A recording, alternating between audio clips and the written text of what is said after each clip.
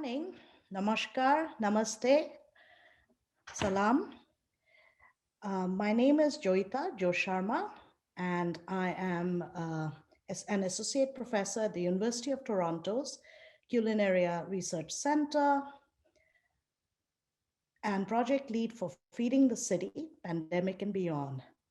I'm joined in hosting this event with Brian Dale and Jackie Rohel, postdoctoral fellows at the University of Toronto, and my collaborators on the Feeding City project.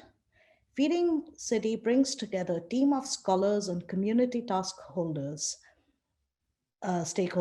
to document the impact of the current pandemic on food systems, to highlight local response efforts, and learn how communities could be supported going forward.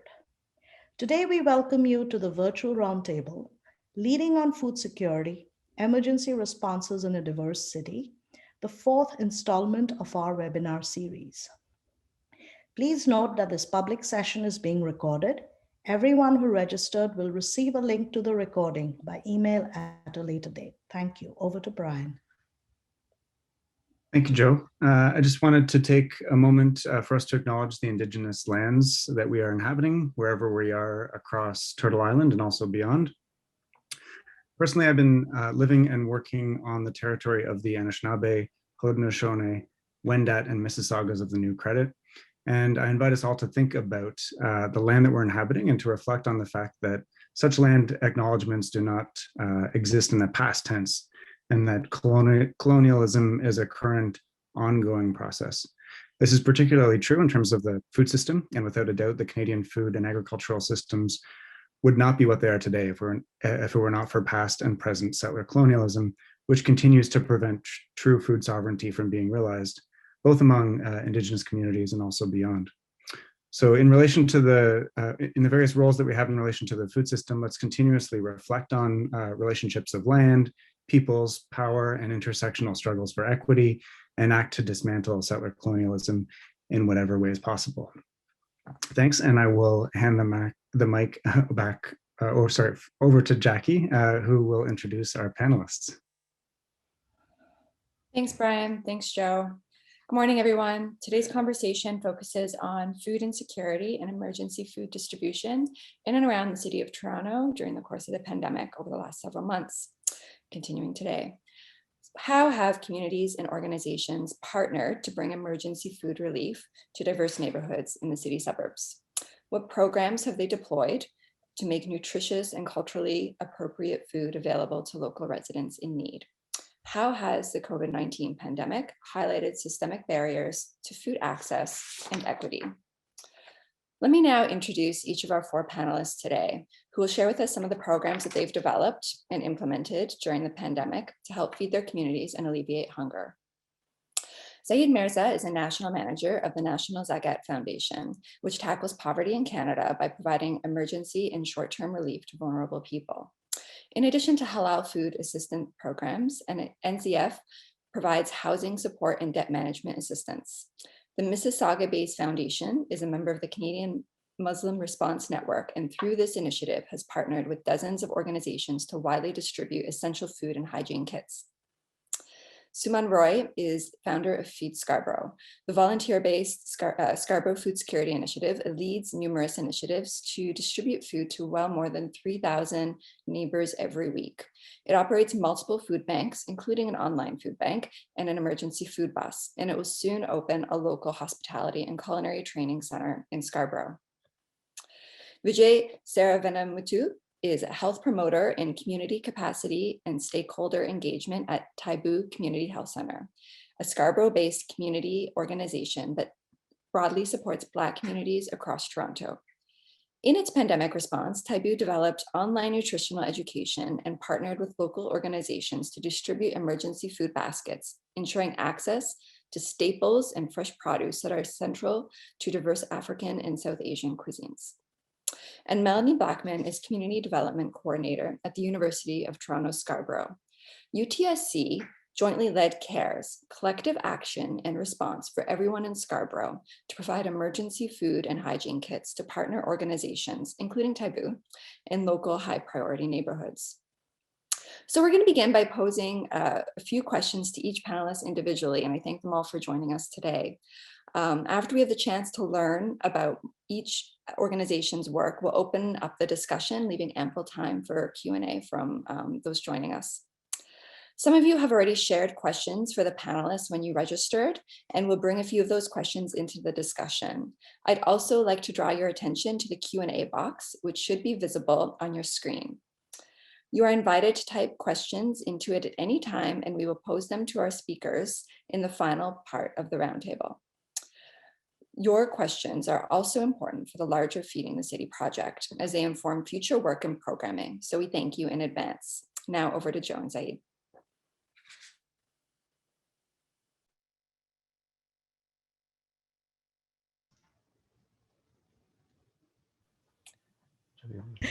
The usual Zoom muting. So thank you so much for joining us today, Zaid. Please tell us about the National Zakat Foundation. What has your programming focused on, and how did the organization have to pivot during the pandemic? How and when did your partnership with the Canadian Muslim Response Network come about, and the specific work that you did to support the distribution of essential supplies and food kits? Thank you. Thank you. Thank you, everyone, for the opportunity to be here today. And thank you to all the attendees and listeners. Special thanks to the team who put this together and all the hard work that they've done up until now to bring us all here on this day. With that, we'll get started. National Zakat Foundation, we are a local Canadian charity here in Canada. We are a national operation. We started back in 2013 as a very, very small sort of startup, just based out of Mississauga, Ontario, which is part of the Greater Toronto Area. And the idea was to sort of bring awareness about the local needs and the local poverty that exists right here in our country, and to tackle it using Zakat Fund. So Zakat is a charitable donation within the realm of the Islamic faith. And so with that, we started this endeavor at a very, very small scale back in 2013. I've been growing ever since. And in 2017, we actually were able to receive our charitable status. So that was a pretty big accomplishment. And that was a struggle for us as well in the beginning. But as we draw, to sort of near the pandemic, we had grown to such a scale where we were not just operating in Ontario, but also in British Columbia, Alberta, with our team members there, and a little bit in Quebec as well. With the pandemic just coming towards us, in February, March of last year, we realized that the need was just way beyond what we were able to sort of handle. Our desire was there to help anyone and everyone who came to us, whether it was for food assistance, or they were needing help with rental support, or people who were falling into debt, or anyone who just needed essentials of life. And you guys remember there was a time when grocery stores were, the shelves were empty and you couldn't get soap or sanitizing items and things like this. So we came together, and it was a big opportunity at that time around March. A bunch of the organizations that are big relief organizations came together, about 5 or 6 of them, to form this Canadian Muslim Response Network, CMRN. And through that, we were able to collaborate and get on the same page and figure out one centralized portal where people could come and make an application and ask for assistance, whether it was food or essentials. And we received, within a matter of about 6 weeks, about 8,000 applications from people across Canada. And these were from bigger cities and smaller communities. And what we realized then and there was that to be able to tackle this, we really needed to broaden our horizon and really just work with each other as opposed to compete with each other. And so more than 40 organizations came together in one way or another, whether to offer their place as a warehouse to store and source food items, or there were suppliers themselves that wanted to give come out to us and give us a discount on different items that we could not source from retail markets, or these were organizations that had their own budgets to be able to help fund this initiative. So thousands upon thousands of food and hygiene kits were distributed all across Canada during this time. And at that time, we just recognized that it was more of an emergency response than anything else. We didn't really have the time to talk about nutritious food items or the quality of food or whether the things were consistent or not. So it was a very, very big learning experience for a lot of us. And at the same time, it really spoke to me personally that to be able to serve the community, you have to work with each other, right? And so now, the needs of the community has changed. The times are quite dynamic. The need back in March in 2020 is not what it is now. So through that knowledge, we were able to actually develop a hardship relief program whereby we're not just providing food kits and hygiene kits to people, which can be a logistical nightmare in some ways. If you want to reach all of these remote communities across Canada, you may not have a volunteer base, you may not have a team. So what we did, we went to some of these big mainstream corporations like Loblaws and Walmart and try to source electronic gift cards through them at a discount. So purchasing them at bulk, get that discount, and then be able to provide these electronic gift cards to people anywhere in Canada, so they can then take these items, take these gift cards, make an order online, go pick it up or have it delivered to their home, and have that autonomy as well with respect to the items that they want to go and source. And like you mentioned, Joe and Jackie earlier, that providing culturally sensitive food items is a big part of what we do here. Canada is a multicultural country here. We have people from all walks of life, and it's the same type of food hamper is not going to work for everybody. So to giving that people that freedom and autonomy to be able to go out there and purchase what they need for themselves and have that freedom, it's a very important thing, and it solved a lot of problems for us. Thank you, Zaid. So you are a national program, but you're also a local grassroots organization. And I think, you've what we'd love to hear more about is really both ends of your emergency relief program, which, runs from the food baskets to the gift cards. Who's doing the work and how do you get food to people? And you've mentioned about 8,000 people signing up. Mm-hmm. What is the demographics of the people who signed up? Are they only Muslims? Are they, as you said, are they in the countryside as well? Because just today we had a question come in about rural food insecurity. So just what you can tell us about some of the, not just the challenges and opportunities, but also the sheer logistics of doing this tremendous emergency effort. Thank you. Thank you, Joe. As a small local organization that still continues to grow, we weren't really prepared to handle this, right? We went in with the right intentions and took on this big challenge. Of course, with the support of a lot of major organizations. There's too many to name right now. But we had that logistical challenge, right? We didn't have team members everywhere, and we didn't have, a volunteer base, and even in communities that recognized and knew what we did all over the place. So we really needed to work with these, various different partners. Our services prior to that was all remote services. Like you call in, you find us on Google, you find us on our Facebook page, you get referred from another social service or a resettlement agency, because we work with a lot of newcomer families as well. So settlement agencies across Canada refer families to us for support.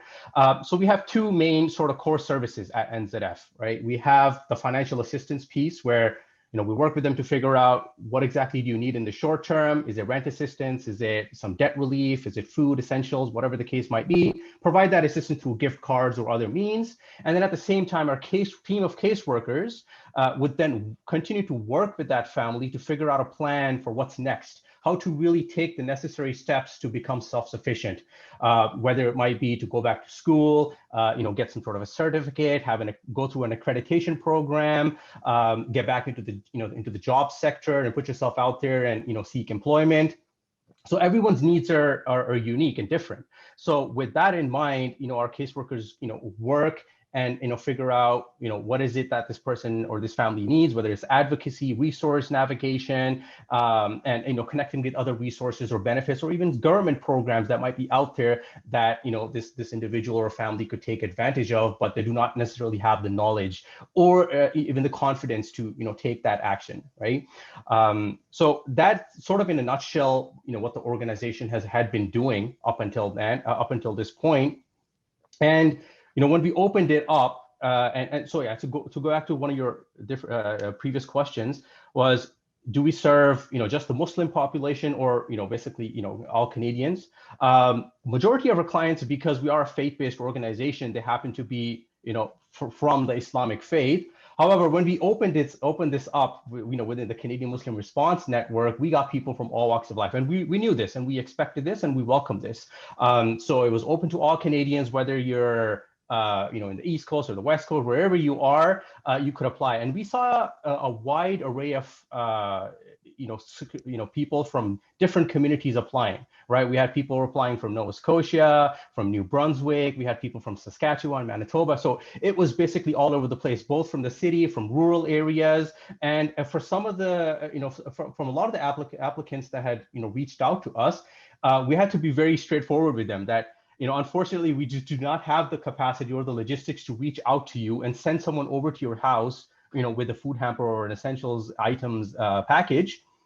But what we can do is send you a gift card. We can send you a voucher to one of your local grocery stores where you can go and shop, right? Beyond just that, a lot of people just had that, that need to, have someone go pick up their medication from a pharmacy. It wasn't about food and essentials. It was just, I can't leave the home because I'm immune compromised, or it's we're in a lockdown situation and I can't, I have a health condition, whatever the case might be. I just need someone to go out there and run to the pharmacy and pick up my medication, right? And there wasn't, CMRN wasn't just the only initiative at that time. There were several sort of organizations that came together, form their own conglomerate. So be able to liaise with them, that was a challenge as well, because everyone sort of had their own policies, their own procedures, their own sort of agenda. So then get everyone on the same page, that was a big challenge. But at the same time, it was an opportunity, right? And as I mentioned, it was a huge opportunity because it allowed us to sort of come together and tackle this problem as one, right? So I hope that sort of answers your question. Thank you. Now, for the last question in this individual round, we wanted to ask you about, the character of the food parks, but also with Ramzan coming around, what, provisions might you have made for, say, Iftar meals? And of course, going forward, I mean, who would have thought last year that we are looking at another season where Eid is also going to be in this way, in this socially distanced way. So yes, so what is the kind of community specific kind of responses you are preparing? Right, great. Thank you. Thank you.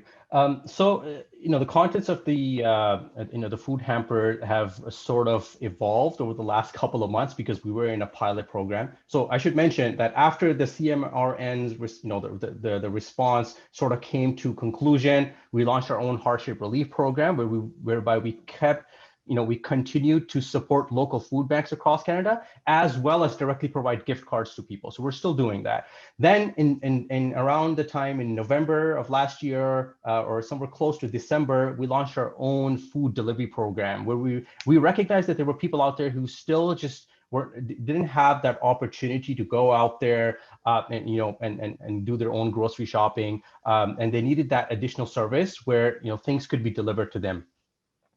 So we put together this food hamper Initially, it was mostly non-perishable items, right? We did not get a very good feedback from the team and some of the people that were involved, about the contents of this package. So we did a bit of a survey and said, okay, what exactly is this missing? What can we add to this? So protein was one of the biggest things, halal chicken, halal meat. A lot of people were asking about eggs and fresh produce, right? So we said, okay, to be able to achieve this, let's start at a very small scale. So we partnered with a local grocery store in the Halton region of Ontario, which is just west of Mississauga. And we said, okay, we're gonna go and source all of these fresh items and halal meat and chicken and put them into a box that has a retail value of maybe around $80 per hamper. And we created about 2 or 3 different iterations. So some had eggs and produce, other things had, things for, for families with children. So they had jams and, chips and, things like this that the children would be able to enjoy as well. So we created these different iterations, about 3 iterations, and put them together and start distributing them in partnership with already existing and well-established food bank programs in the region, right? So without recreating or reinventing the wheel, we said, okay, we're just going to go empower the people who are already working in this area. And what we found that most of them, if not all of them, were struggling financially because of the pandemic. Their donations had fallen down. They didn't have enough money coming in terms of revenue to be able to source these items. So it was just being in the right place at the right time. We found that these small food bank operations in the community needed a lot of help. So we were able to go to this supermarket, source these items in bulk, right? Get a significant discount, about 20-25% discount because of the bulk order, and then construct these food packages, have them delivered to these various food delivery programs that were already established, and then allow them to distribute to the people that were registered with them, right? So we sort of became like the facilitators, the middle management in the middle, facilitating the logistics and also funding the program, as opposed to coming down into someone's community and saying, we're going to do this. So, like stepping over on anyone's toes, right? And that was not the idea, right? We're not here to recreate something. We're just here to empower what's already there and take advantage of the logistics and the infrastructure that exists, right? And the people that have been, put work into it for years. One of the organizations that we work with, they've been established for many years in the Milton community, right? And so they know their community, they know the needs of their own people, they know who the people are, and they've already vetted them for financial eligibility. So we don't want to disturb or disrupt any of that, right? And just be on the outside, facilitate, fund, and allow them to continue the good work that they're doing. I'm not sure what the last part of your question was, actually. Sorry, you're on mute. So we are going forward into 2021, and the festivities are coming around. Ramzan is coming around, Iftar Meals. So if you could very quickly tell us if you have any kind of program in place. Yeah, absolutely. Yeah. So again, when it comes to Iftar Meals, we'll be working with a lot of different organizations across Canada, especially masjids, right? Mosques that have already a well-established community. People are used to used to going to their masjid. So we're working with these different organizations to be able to fund both the distribution of the sahur meal, which is the morning meal, as well as the iftar meals, right, which is the breaking of the fast. So we're still in the early stages of organizing some of this, but our intention is that we want to do this just as we did last year, but at a much bigger scale. Last year, we were only able to do this primarily in the Greater Toronto area and a little bit in Surrey, BC. But we want to be able to open that up to Alberta, specifically Calgary, Edmonton, and some of the other areas in the Greater Vancouver area, as well as Toronto, Peel, and Halton. So this is what we're hoping for. That's amazing. Khuda Hafiz, Zahid, and we'll hear from you more later. Over to Jackie and Suman. Thank you. Thank you, Zaid. Thank you, Joe. Thank you. Suman, Feed Scarborough is a relatively new initiative, although it did start before the pandemic. You've long worked in food, though, in various capacities, as a chef, as an activist, as an author. So what motivated you to establish the Scarborough Food Security Initiative in 2018? And how did your background in food lead you there? Awesome. First of all, I'm going to echo Zaid in saying thank you for having us here and everybody who's listening to this conversation, because this is an amazing forum to tell our stories. To answer your question, Jacqueline, and I'm saying this with the open heart that I've been a chef for the last 23 years. Chefs are arguably one of the most generous group of people, crazy people that's out there. And I say that crazy because they are so passionate, they give everything they have for the cause they believe in. And like many, and I'm talking for the community of chefs, we come into the business not only because we love food, because we want to see that smile on people's faces when a food is presented to them. So that was a huge factor. And after spending years and years in the food business and working different capacities, different places, I did realize that there is need for doing slightly more and not just work for paying customers. What about the people who might not be able to afford at this time to go to a restaurant and have a meal? How are we making sure they are fed? And in Canada, especially, I always say food is considered a human right. And this was signed by the government of Canada in 1970s. 50 years later, we are still haven't upheld properly the part of food being a right. So that was the kind of the motivation in 2018 when all I did was get a couple of my neighbors and said, hey, I live in a community which has got a huge ups and downs. The train track literally divides the community between a $38,000 annual household income to $79,000 household annual income, just a train track across the street. So in 2018, I came together, a few friends, community members, and said, what can we do to just have a conversation, spread the word? We had no intention of doing anything more. We went into a couple of schools and started getting the schools, the students getting involved in food, and let's talk about food and the inequity that is in the communities. And that was our only intention till 2020. And then March of 2020, everybody knows what happened. And I think for generations will know what happened. And we quickly realized that in our community, the only food bank, the Bluffs Food Bank, that was servicing around 300 to 350 families every week, they shut down in 15th of March, worried about the safety of the volunteers and the folks who are working. So I still remember that day because we sat in the Legion. At that time, the Legions were still open. And just this our small group and said, oh my God, now we have these 300 families who needed food the best of times has no access to food in the middle of a starting pandemic. That is very counterintuitive about everything. And I got to say, this is not the only food bank that closed, and everybody knows that. There have been food banks and emergency access in the early days closed, like they dropped like flies. And with all respect, because nobody knew what was happening. Safety was a prime concern for every organization. So we quickly figured out that we need to do something. As most people with philanthropic nature does, we reached out to our wallet, put some money on the table and said, okay, let's go buy some food and give it to people. Great idea. We go to No Frills, buy the food, we came back, and then we sat and thought, okay, how do we know who to give it to?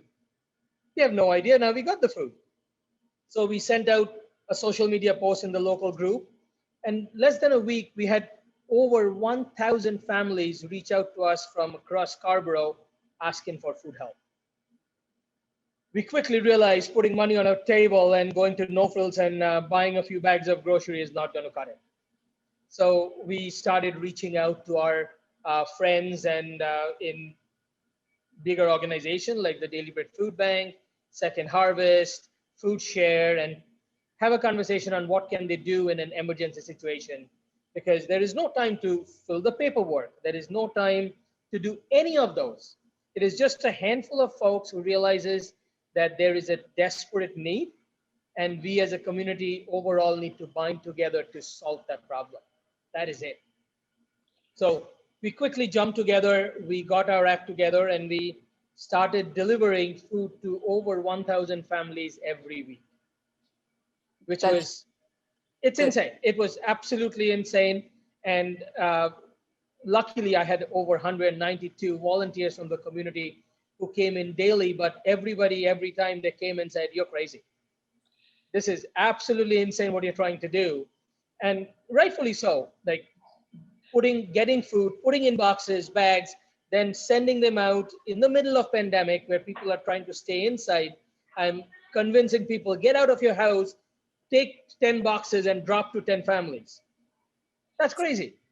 Suman, that's tremendous. And your programming has significantly increased over the last several months. So I have a question about one of the programs in particular, but I just want to situate it for those who are joining us, that, you know, it's really a multi-pronged initiative, right? So you have an online food bank. For those who'd like to know more about the online food bank, I'd encourage checking out their website. There's a great, you know, how-to video, which gives an overview of what that looks like from the user perspective.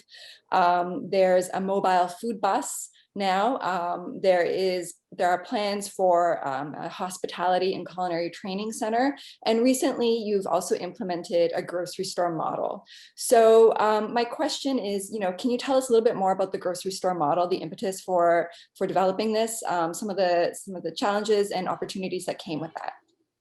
So I'm going to,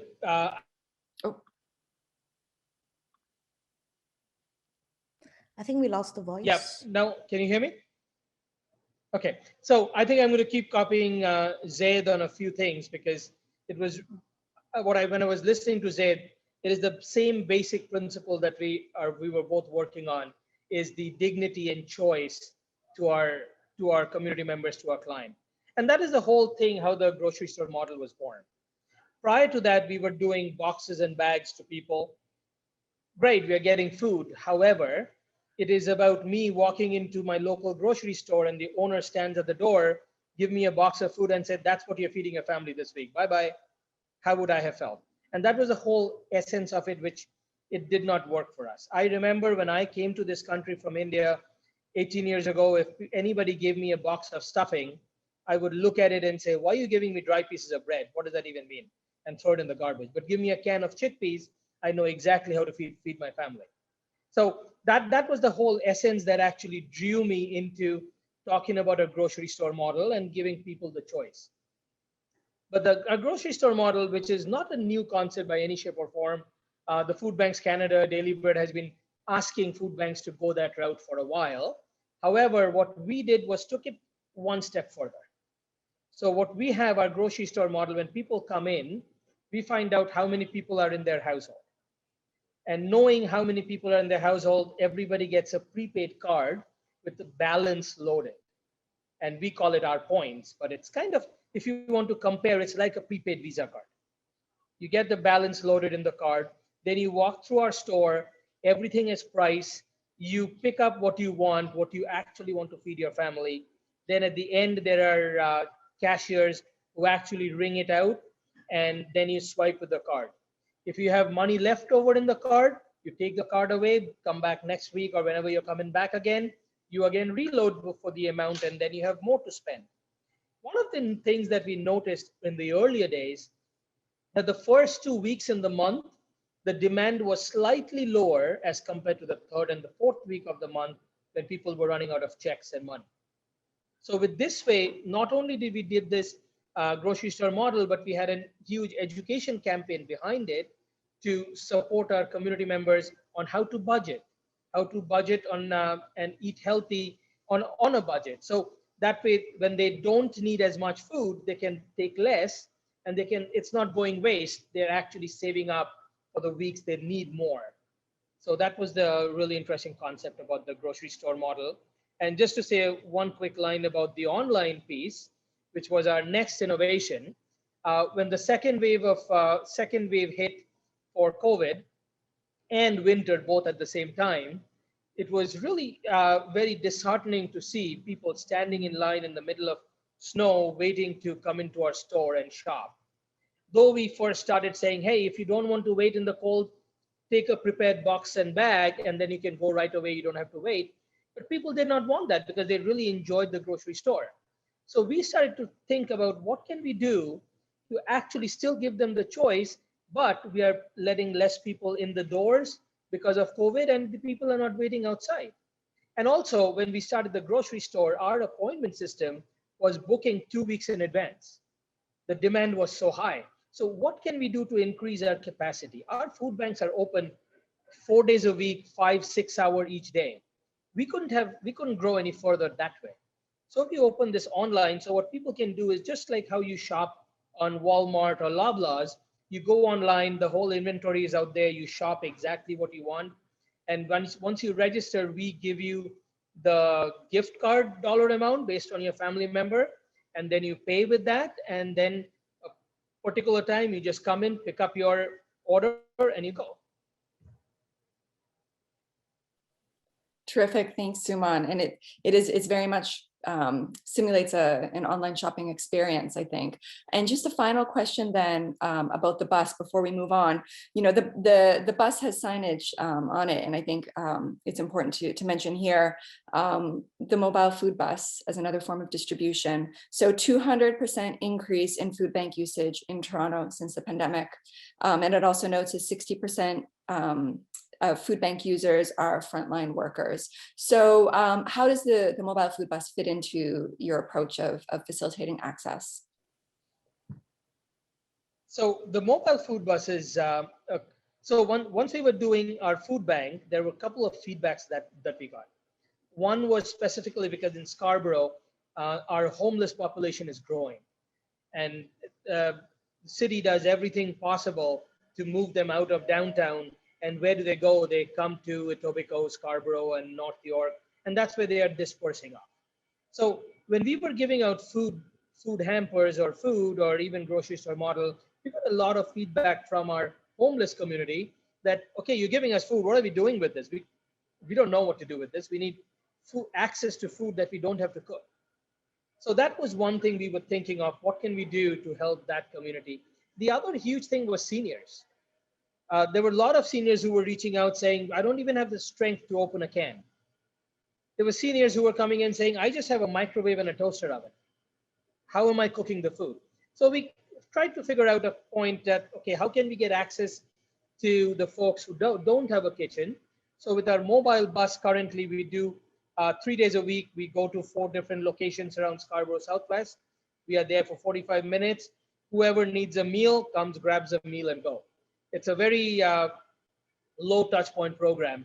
But I also want to mention, which I think it's really key, and that also it's depicted on our bus, that we can do, and anybody in this room can do as much emergency program like we are doing, like Zaid is doing, but we will never solve the problem.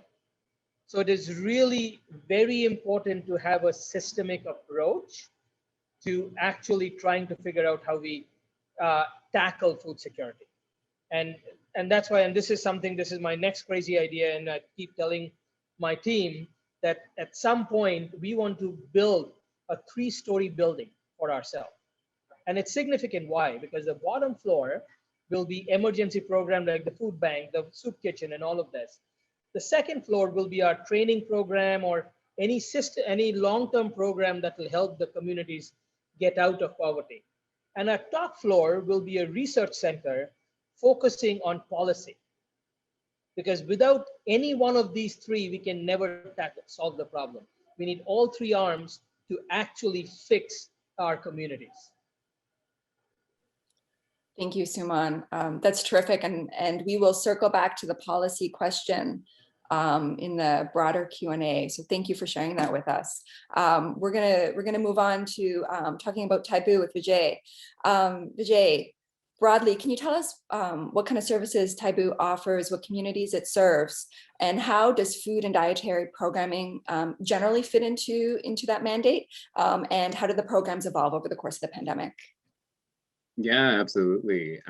Thank you, everyone. And like co-panelists have said, it's a great privilege to be here and connect and talk about food. It's something that we're very passionate about at Taibu Community Health Center.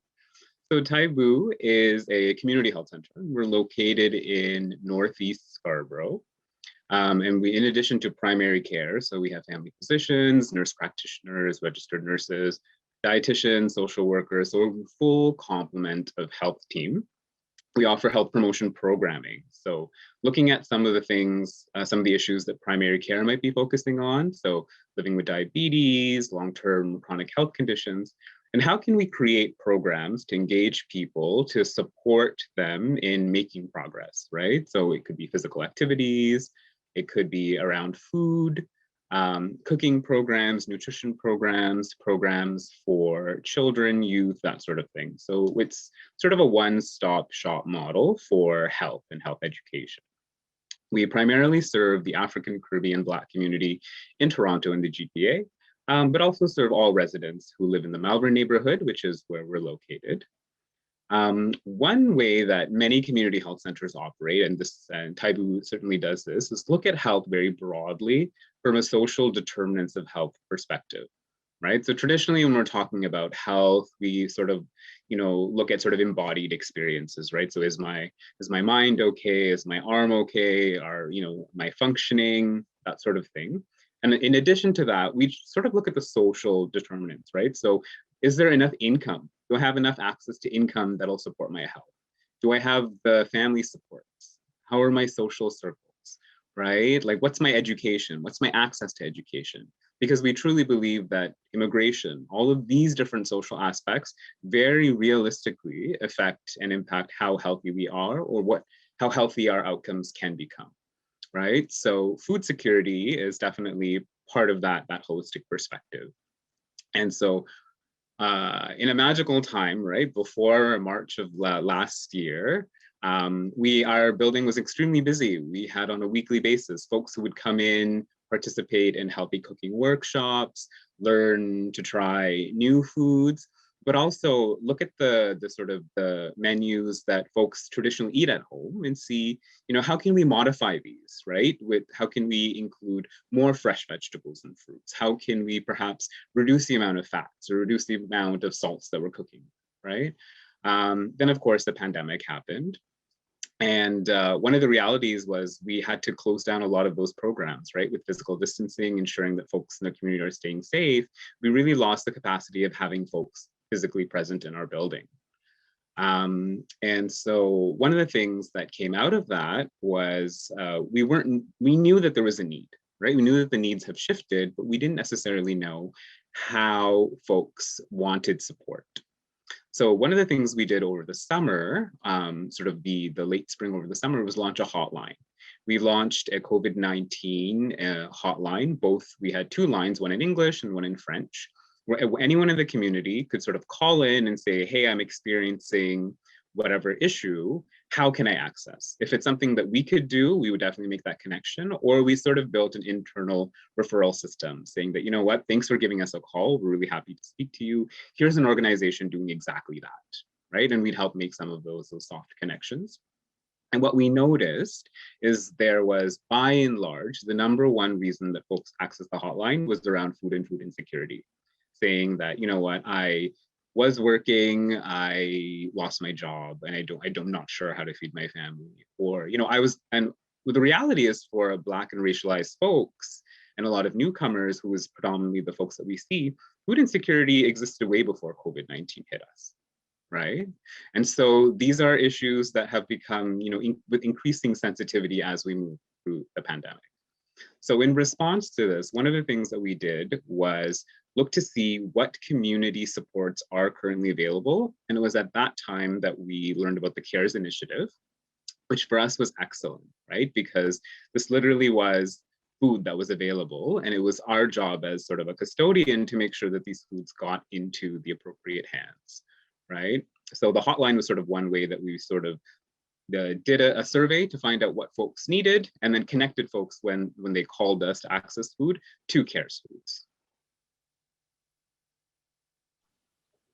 Thanks, Vijay. Can you tell us a little bit more about the food basket program as well that you built at that time. Yeah, absolutely. So again, starting in the summer, we launched a program called Ujamaa. And Ujamaa is the African principle of cooperative economics, right? And that's really important for us because it, as my co-panelists have said earlier, there's no way we can solve or address food insecurity with a single approach, right? It has to be a multi-pronged approach. And we believe that everybody has a stake in food insecurity, right? So what we did was we were able to access through U of T Scarborough campus, the C.A.R.E.S initiative, which provided us with a wealth of dried goods and hygiene kits as well. And then we looked at, what else can we offer folks? And then we came across an organization called African Food Basket, who is a partner in the Ujamaa project. And what they do is actually, they're a fantastic organization. So they, over the warm months, actually have a farm in different parts of Toronto where local community folks can actually grow their own foods. And so there's education, increasing access to food that way. And they work with local Toronto area businesses, Black businesses that also work in food. And so they have this program where they put together a food box, the African food box, and it's a fresh selection of vegetables and fruits that are either grown locally or procured through Black businesses in Toronto. And we thought, what a great way to offer fresh vegetables and fruits to our community. So what we did was we ordered through them a number of these food boxes. We sort of packaged them together with all of the various dry foods that came in the C.A.R.E.S packages, put in some hygiene kits. And then through the hotline, we also got to know that people needed masks, right? They needed reusable masks, hand sanitizer, other things as we go through the pandemic. And as word got out that we were doing this, different organizations started calling us and saying, you know what, we're having a curbside fundraiser for food drop-offs. Would you be able to use this? So we said, absolutely. So we got food donations from different parts of the community. So we packaged these things together on a weekly basis, and we started delivering them, home dropping these to folks, right? And this was a great response, right? Because it was a selection of fresh vegetables and fruits, and sort of as someone mentioned earlier, the choice is also really important, right? It's great to be able to provide folks with something, but it's also really important to enable them to have the autonomy in providing for their families, right? So we also were able to reach out to different organizations and be able to provide in that package $50 food vouchers as well. So you got this $50 food voucher that allowed you to make some of those choices, right? But in a situation where you are staying at home, you perhaps are self-isolating, or you are a person that has a health condition that precludes you from able to go to the grocery store, here's some food that will help you, sustain yourself and your family. So it's kind of a community approach. And one thing that works really, really well with that is the fact that people were calling back and saying, this was really helpful for me last week. I still have some things left over. Can I access again? It was absolutely, right? We know that we're going to be in this pandemic for a while. So we also got to know a little bit more about what the community needs were and continued this program. But we also, I think, like as Saeed had said earlier, got a lot of feedback saying that, I really like the rice that's in this. I really like the tomatoes that you're giving me. I really like the broccoli. I never have what is barley? I've never seen this before. Right? How do I actually use this? Right? Or what is a green lentil? I've seen a red lentil, but I'm not sure what to do with this. So then we worked together with our sort of internal team of dietitians, and we thought, okay, if we're giving folks this food, our community is so diverse that within this box, there's going to be something that everyone is familiar with. There's absolutely going to be something that some families have never seen before and might not know how to actually prepare, right? So we created a series of videos. So we worked together with our dietitians, with some of our community program staff, and we thought, how do we make sort of easy to prepare meals? So all of the things we created were prepared between 20 and half an hour. So we launched these videos with very low cost, easy to access ingredients, right? Because for us, it didn't make sense if we were providing folks with food packages and then creating videos that had very hard to obtain or very expensive ingredients. So we thought, let's keep the cost low. And let's produce sort of easy to access, easy to follow food videos. So we featured a video around chickpeas. Now, chickpeas was something that more people actually knew about, But traditionally in our communities, people only knew how to prepare chickpeas in certain ways, right? We thought it's summer, how do we also make this an appealing video, right? Because one thing that we recognized as we went through the summer and into the fall was there was a lot of stigma around receiving food, right? I think people were definitely in need. Pre-existing food insecurity was exacerbated through the pandemic, but also people felt uncomfortable around the idea of asking. And that's very natural, right? Food is very personal, right? And food insecurity is a very sensitive issue. So one thing that we thought to sort of address this is, let's feature our staff in this video, right? And so for example, for the chickpeas, we made a very easy to follow summer fresh salad, right? It just took some fresh vegetables, took some spices, chopped those things together, and then we created a menu that was tasty, exciting, and also addressed food insecurity. We did a similar video for barley because barley was one of the foods that people let us know they weren't necessarily sure how to prepare. The rice was a little bit easier, so we didn't necessarily do a video on the rice. But kidney beans was another, we thought this is an ingredient that many people are familiar with, but how do we sort of increase the nutritional capacity of this, right? So we made it a beef chili, right? So with a few dollars, you're able to sort of take one bag of kidney beans and spread it to something that you can actually serve to your whole family. Thank you, Vijay. And I will just say, we've shared the links in the chat box to those videos if people are interested in watching them. They're very inspiring, as a way to build trust, to build connections, community connections during a time of social distancing. And it's also a way to bring education together with not only access to safe and nutritious food, but also, as you say, to an experience that can be exciting as well. And I think this dovetails really nicely with some of the other things that we've been hearing so far about creating a space that is welcoming, that is hospitable, and that is generous. So please do take a look at those videos. I do want to, at this point, turn to Melanie with some more questions about the C.A.R.E.S project. So Melanie, the C.A.R.E.S project has now wrapped up. Could you give us a sense of some of the history behind it? So this is the project that produced some of the dried goods that Vijay was mentioning earlier and that are featured in the videos that they produced. It ran from April to August, and with 56 community groups across Scarborough and beyond, and with the help of over 150 volunteers. C.A.R.E.S supplied over 7,000 food boxes in addition to the hygiene kits. So what organizations and stakeholders came together to make C.A.R.E.S happen last summer, and where did the food come from? How was it sourced? Thanks, Jackie. Just wanted to kind of commend my fellow panelists for all the work that they've been doing on the ground. And I think the C.A.R.E.S project speaks exactly to that. So C.A.R.E.S stands for Collective Action and Response for Everyone in Scarborough.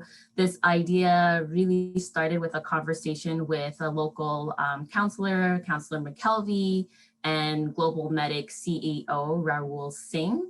Global Medic is an emergency relief organization that has 223 programs and has touch points in 73 countries worldwide. So this conversation was, how do we provide emergency relief for people in Scarborough? And how do we use a city site to host like a redistribution center? Unfortunately, at the time, COVID had just happened and all city centers were closed. So Councillor McKelvey, being an alum, a graduate of UT Scarborough and having a very good relationship, was able to contact our CEO, and they said, why not? We're not using our space. It should be safe. How do we make this happen? Jackie, you mentioned the dates of April to August. I'm going to get a little more specific. On April 28th, we were on a call. By April 30th, we were on site. That is, for anybody that works at a big institution, we know that's almost impossible. But it really speaks to our role as an anchor institution that says that we are to leverage our economic heft to increase community wealth building. And normally it could take, initiative like this can take almost like a year or 2 years to get off the ground. But we recognize that community priorities sitting on multiple tables, and I think all of my panelists mentioned this, that food security has been a priority in the Scarborough community for many years, and COVID only disproportionately affected particular communities, racialized communities, specifically newcomer communities, Black communities, Indigenous communities. So we didn't have the time to respond 2 years. We needed to respond now. So the center was open. We had to ensure that we were meeting public health guidelines. So we started with U of T Scarborough staff and city staff to get the project up and running. And it was actually the city staff and our staff that came up with the name. What do we want this to do? At the center of this model, so this program actually came from Global Medic. The center of this model was to ensure that people in Scarborough doing the work at the center of food security with local residents, that they were the ones that are going to benefit from this.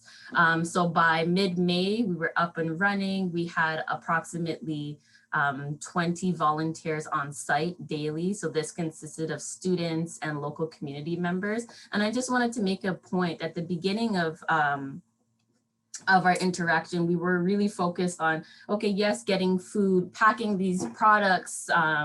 So 7 different products. They were lentils, green and red lentils, peas, green barley, rice, chickpeas, and red beans. Packing these products, identifying groups that they can go to, but also ensuring that people were safe. And we were using the words like social distancing. Very quickly, we had to shift to physical distancing, because a part of why people were actually coming to the site to pack food was to have that interaction. And that was something we were also hearing during the pandemic, the mental health effects of being isolated. And this also speaks to what my fellow panelist Suman mentioned about the passion, right, in the community, and to have collective action. People were ready to give back, to have impact. But a part of that was for them to also kind of create a sense of community. So that's how the project started.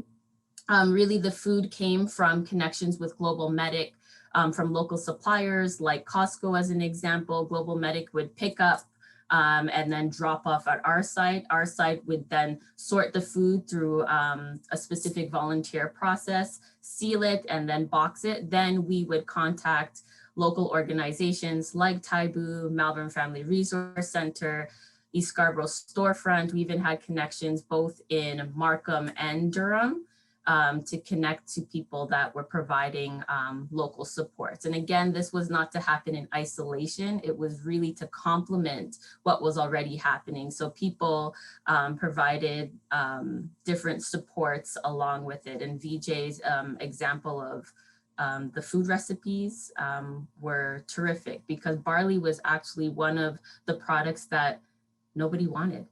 When we started sharing the recipes, we started seeing that people were like, okay, can you actually add barley to our pickup? So that was very helpful, just understanding that it is important not only to be able to meet a need, but also for it to be culturally appropriate. A big piece of this was the dignity that went alongside with this program and the intentionality. So an example of that is the menu bags that the food was packed in. It really resembled what you would see in a store. It had nice labeling, ingredients on the back, nutritional content. And that was important for people to feel, or really we had the intent, or Global Medic had the intent for people to feel like this was still something of dignity, and really just to meet a need at this particular time. Thank you, Melanie. And what are the plans going forward for supporting communities with food programming? For example, some of the programs in the residence halls as we are in the next stage of the pandemic. I think it's important too that when a few people mentioned this idea about food justice, food security, but this important piece about food sovereignty and choice.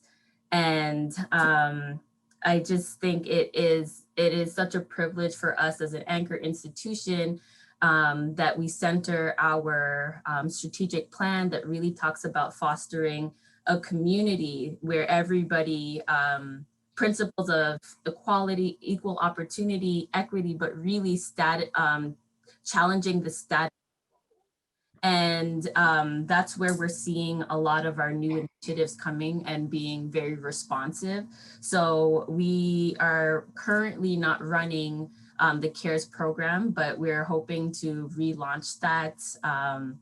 I don't have an exact date, but there is that is definitely a priority. So right now, the center that was using to pack and redistribute the food is being used as a COVID assessment center. We'll be also opening a vaccination center. With this comes programming on, vaccine hesitancy, which will work with community partners to get that word out. Also, we've been providing food supports for student resident programs.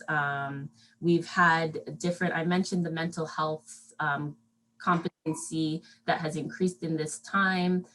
We've partnered with local organizations like Hung Fook Mental Health Association to provide like a platform through the bridge to support local community organizations. We've been sharing other online resources that's open to community to participate, because a big piece of this is, yes, people are keeping safe, they're staying home, but what are they doing?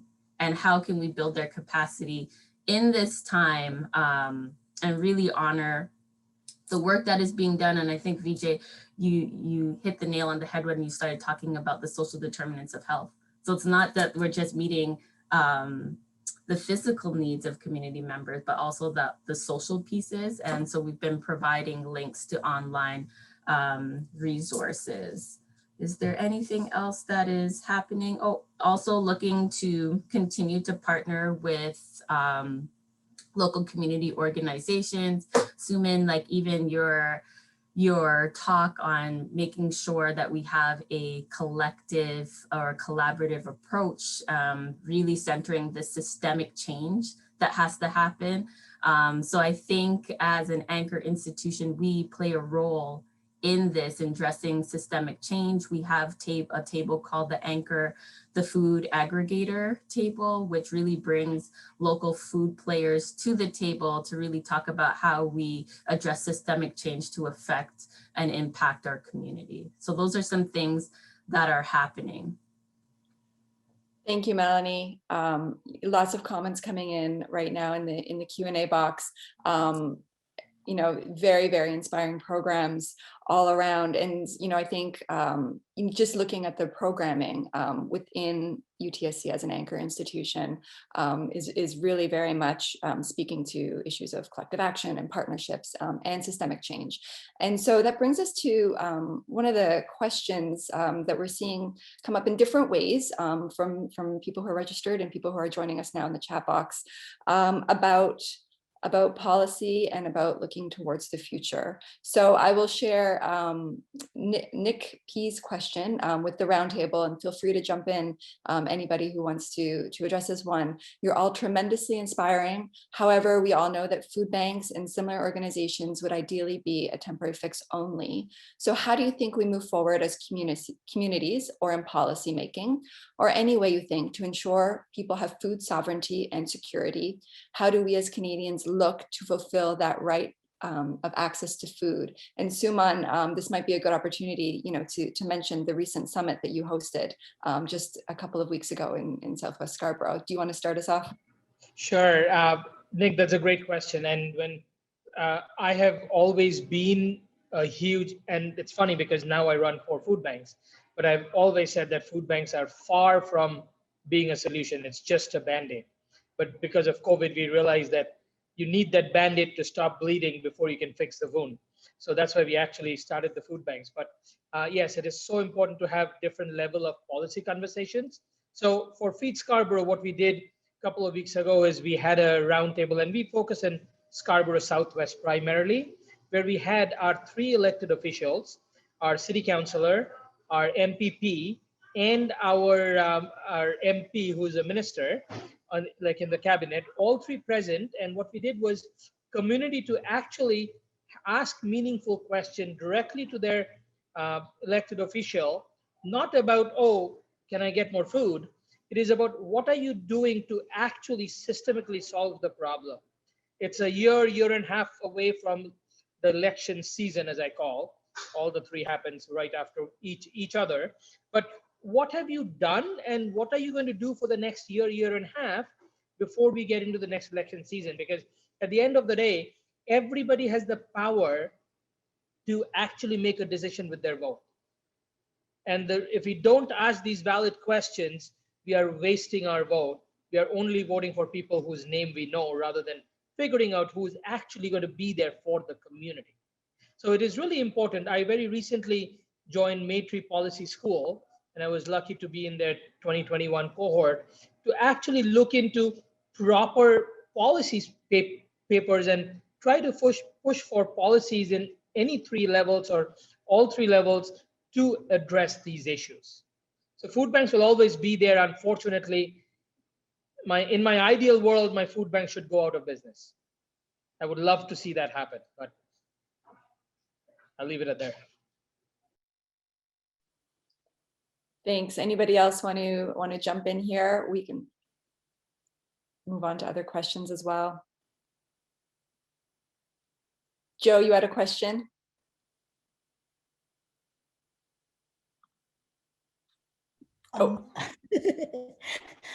Talking about food, I'm also feeding my school-going child, which is why if you see me disappear, because those things also happen in our pandemic lives. So, so we had a question from Meena, and I'm actually going to add a little rider to that. So Meena's question was, how do we move towards disentangling these community-based and sovereignty-oriented food initiatives from the corporate food system? And the follow-up I have here is that because part of Feeding City, in fact, the previous webinar we had was with some of the local farmers from the GTA. So I did wonder, whether in a more systemic way, we can see a way in which these food security, food sovereignty initiatives can perhaps connect, on a non-emergency basis more closely with local farmers, with farmers markets, with ecological and regenerative agricultural initiatives. And in fact, this is something that's very dear to my heart. This is something that, we at UTSC as scholars and as scholar activists are really hoping to work with your groups to perhaps build on. But we would love to hear your ideas because you are the ones doing the grassroots work. Thank you. So I can maybe speak to that. So when we were really putting together, I think in the spring, more in the summer, when we're looking at, our requests for food supports are increasing. It was fantastic that we got access to all of these amazing foods through the C.A.R.E.S initiative, but we knew that we needed to, bulk up some of those packages, right? So to give more food to people. It was really important for us to also not just make sure the food gets into the hands of people, but to be mindful of where that food is coming from, right? And so it was a very important decision to make sure that we partner with organizations like African Food Basket, who are investing in community farms, who are doing the education piece, supporting Black farmers, right? So if their food is sourced as much as possible locally, and then where it's not able to be sourced locally, if it's, also putting money into the hands of Black businesses so that they can also continue to feed and sustain their families and their communities and pass on that education, that's the food we want to be able to take and partner with and provide to our communities, right? So it's not just offering food to people, but making sure that throughout different levels of that system, that this program is actually investing in the community. So even organizations, other community health centers, or folks who are playing a role in sort of kind of like Taibu, where we're not creating the food, we're just really a channel to make sure that we're making the food that's out there available to our communities. Try and be mindful, because there are ways to make sure that while we're feeding people, we're also doing it in a way where we're building food capacity within our communities. I think if I may add, there is one thing, and I keep saying this loud, and I'm hoping someday it'll be loud enough to make an impact, that we need to move away from the charity model of food. Food should not be a charity, a corporate dumping ground where we have corporates just dumping their excess or past best before dates to use to hand out to folks who really need that support. So, as a community, as a country, we need to get away from that model, and that is really important in this conversation because this is a great time, a perfect time when finally our federal government is talking and actually doing something about a national food policy. This is our way to actually have our say and get our input into the national food policy and to say, what do we want our country's food system to look like? It is not about charity. It is our right, as I said earlier. 50 years ago, Canada said it's our right. And still we are, all of us who are sitting in this panel are trying hard to work for the government, trying to get food in people's home. And I always tell my nonprofit leaders that we got to stop taking handouts. It is not that asking for a grant, nobody's doing me a favor, no government organization is doing a favor by giving me a grant. We are doing favor as volunteers, as a huge volunteer group focused organization, that we are doing a favor for the government to do their job. And I think as nonprofit leaders, we need to get that mentality clear. We don't want handouts. We are just working together in collaboration to uphold government's commitment. I really like what you're saying here, Suman, and we're really talking about like accountable stewardship, right? Of what we all agree and know to be true, and really shifting the power imbalance. A part of, I think, what we all do too is recognizing multiple knowledges of how to work with food. And I'm talking about food in every sense, from growing it to distributing it, right? And how do we honor these knowledges and even the relationship with the land, right? I think once we start centering that and then connecting it to a systemic, really challenging and producing systemic change, there could be a new future. But I think COVID and the pandemic has created an opportunity that has always been there. We've been forced to collaborate. We've never had the time because we've literally been just trying to like meet the priorities, right? But now we're just like, okay, we can't do it all by ourselves, so let's collaborate. So how do we use this momentum to think about a new way forward? Because I don't think, I know, Vijay, you talked about a magical time pre-COVID. I'm now starting to think about, okay, post-COVID, like, are we going back?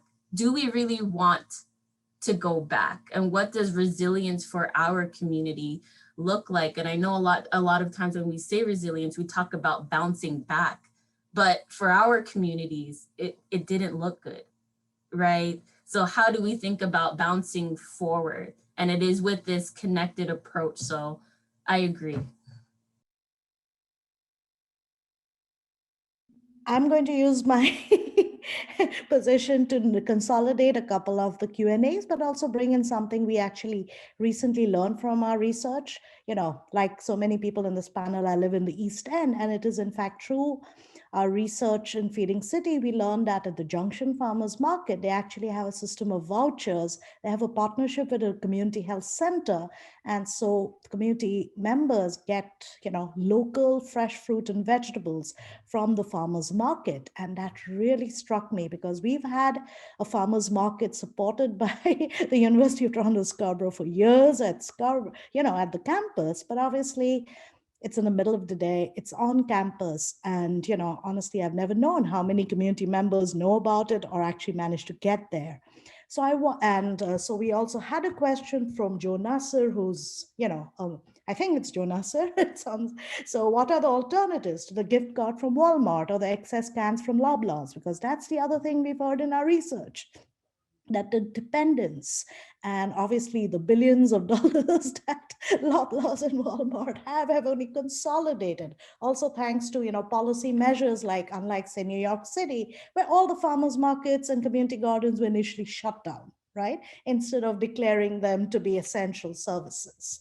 So I'd like to ask how perhaps we could work to hear from these grassroots leaders, how perhaps, we can go forward, as Melanie very eloquently put it. How do we,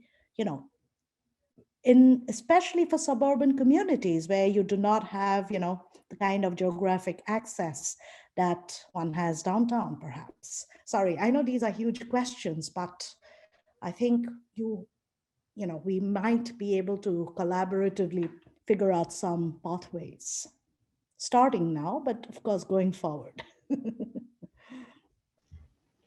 So I can speak a little bit about that. I think it's a very valid question, and so yeah, I mean, I believe it's very easy to sort of go to some of these mainstream corporations that have franchises or what have you all across the country and just work with them because it's just a convenient way to do business.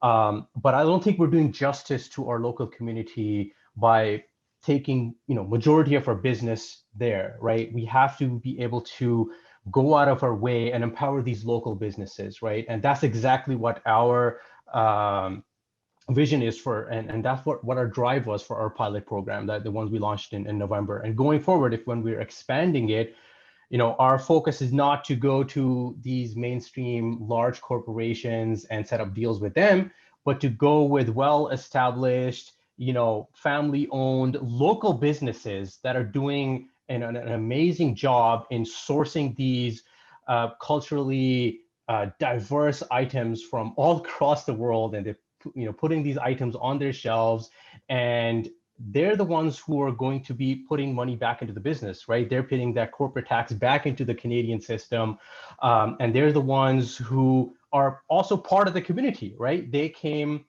they live amongst us, and they're the ones who make a living off of them.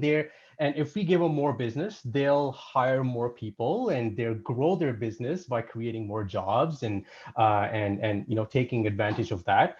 So I think it's very, very important to sometimes bite the bullet initially, because you won't, unfortunately, get the best prices at some of these small local businesses, but at a particular scale, you would be able to beat the mainstream market, right? So working towards that scale can only be done if you do it in a collaborative fashion.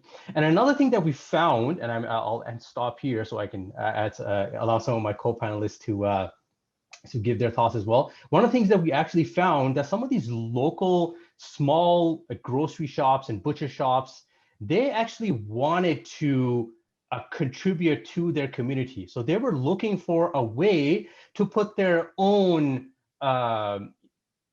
contributions behind this sort of movement, right? They wanted to support their own local charities, and they were looking for a way to do that, right? Every corporation has their own, whether big or small, they have the desire to put back into the community. They want to give back, right? And giving them the opportunity, they were happy. The conversation about asking for discounts or better prices, or even subsidize some of the provisions, we thought that would be a very difficult conversation, but it actually was not, because they actually came forward and met us in the middle and said, this is an amazing opportunity for me to be able to give back to the community, right? And some of these businesses, they've done quite well, right? They've done quite well, and they're looking for the way to sort of give back and be charitable and be philanthropic in that respect. I'm going to, so just to answer you, I'm going to give you two quick examples, and these are both, I'm letting the cat out of the bag literally, because these are our spring programs. But I'm going to talk about one for Feed Scarborough. So we call it internally our Robin Hood project. What we're going to do is we're going to have a mobile farmers market. So in our bus, We're going to have fresh produce, and we're going to source out from local farmers. And we're going to go and stop in a few different areas. Half of it will be in the food desert in the Oak Ridge community, which is a neighborhood improvement area. And there is not enough stores, grocery stores, and access to food. And where it'll be, the food will be subsidized to the families who need the most. And we'll identify them through our program, our database. And we'll also go into some spots, which is the south side of the track, where people can afford to pay market. So we will subsidize the north side of the track, lack of better words, from the south side of the tracks or our community, and also use some grant funds.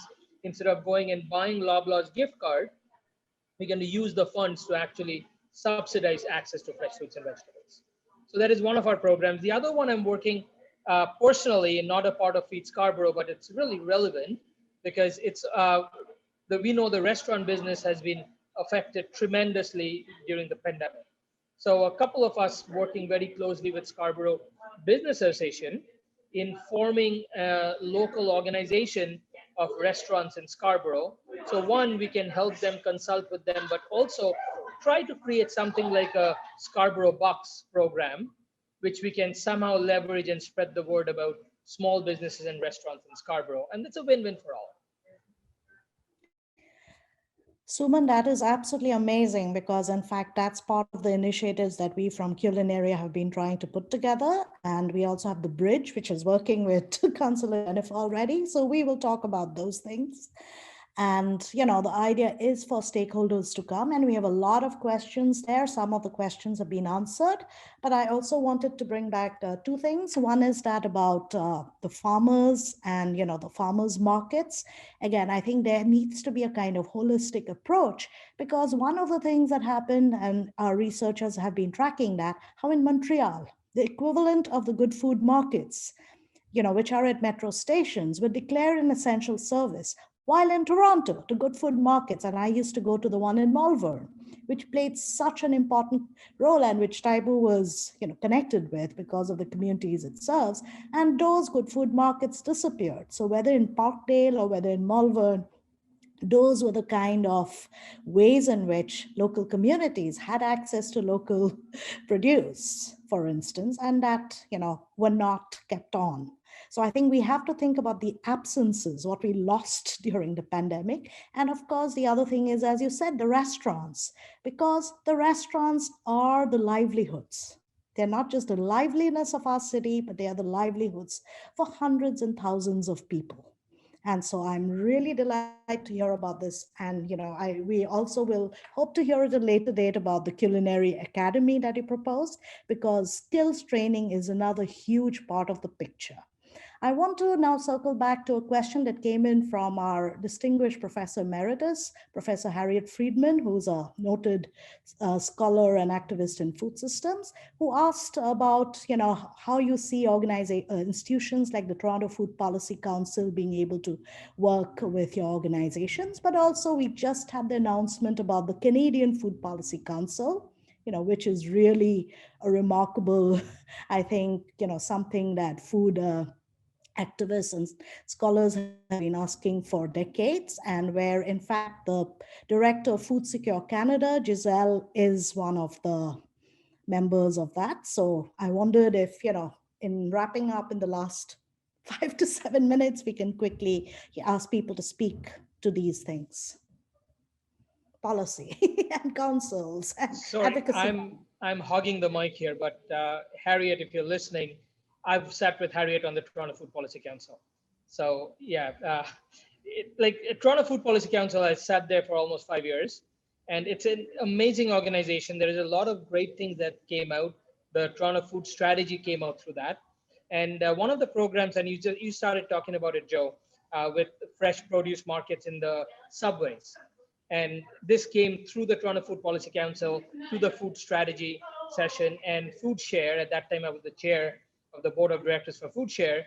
We launched the 3-year pilot project in 6 subway stations, and we learned from New York to do that. Unfortunately, and this is before pandemic, the Toronto Public Health decided that they did not want to fund it, and Food Share could not carry the funding forever. So unfortunately, those shut down. But I'm hoping that through the pandemic, it opened eyes of a lot of organizations, a lot of policymakers to actually think about more substantial projects like this. It is not charity, but it's actually providing proper access.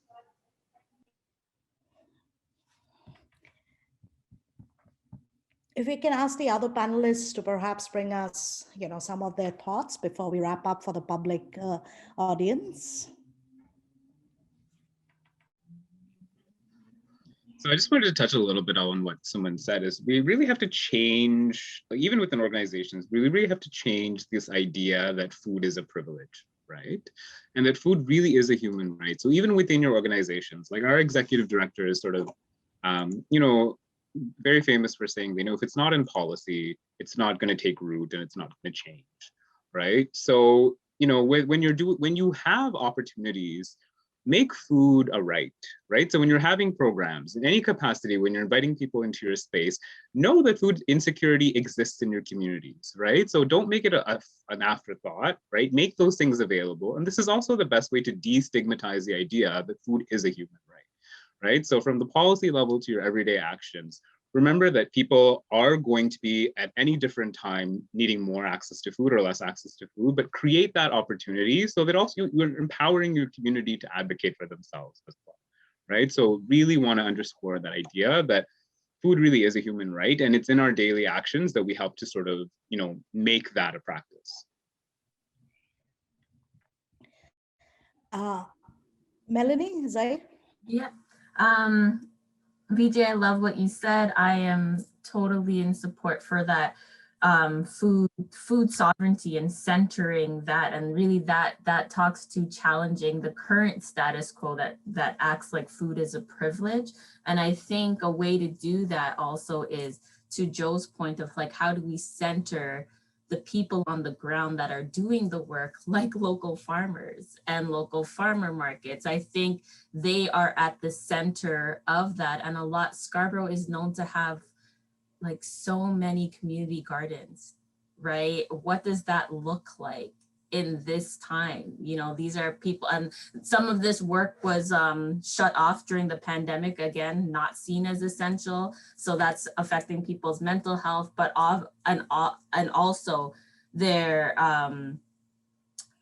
sovereignty for the choice of the food that they're going to grow. And there's ways that you can grow indoors. Like why aren't we talking about that? And how are these people's knowledges being centered? So maybe the Food Policy Council is one of the platforms that we can continue to have this discussion by bringing in and centering the local people doing this work, whether that is local growers through community gardens or local farmers, because there's a lot of space and there's a lot of work happening, but they continue to be pushed out.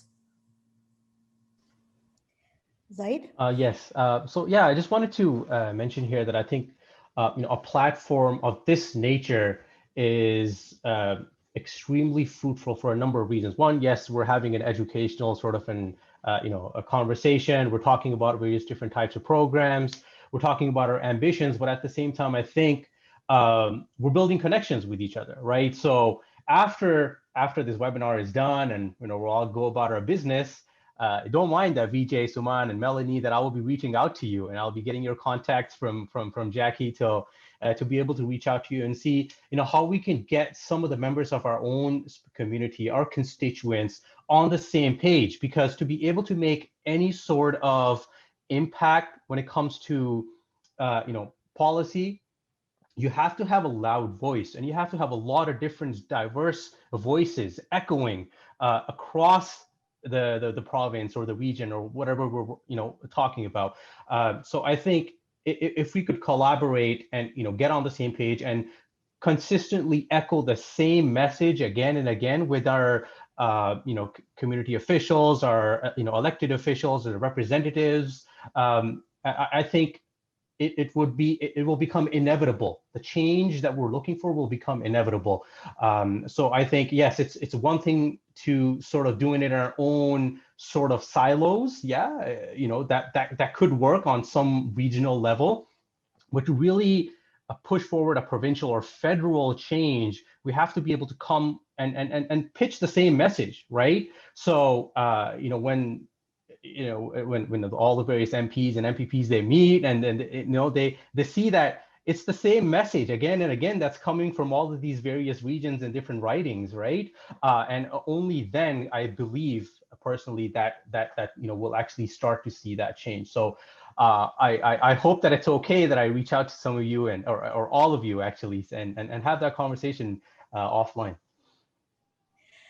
Thank you so much to the panelists. But, we are talking locally, but these are global issues. And I just wanted to, on a very personal note, ask us all to also think about our brothers and sisters in India, the farmers who are literally struggling, to save the land, to save the livelihoods, but to save the very basic crops and living futures, food futures. So we are all working towards our food futures. And we had Dr. Demi asking one policy or initiative to address food insecurity and move us towards food sovereignty. And I think we have heard from the kind of advocacy, grassroots work, the collaborations that you're all undertaking. So we've heard today from amazing people on the food front lines.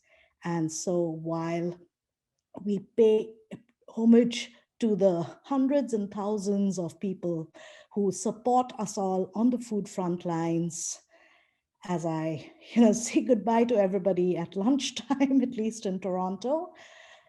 Thank you.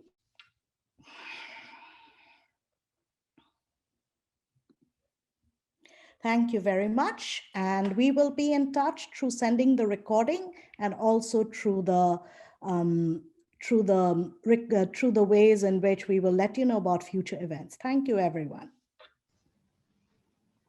Thank you so much for having us. Appreciate that. Thank you for joining us, everyone. Thanks, everyone. Thank you. Thanks, everyone. Bye.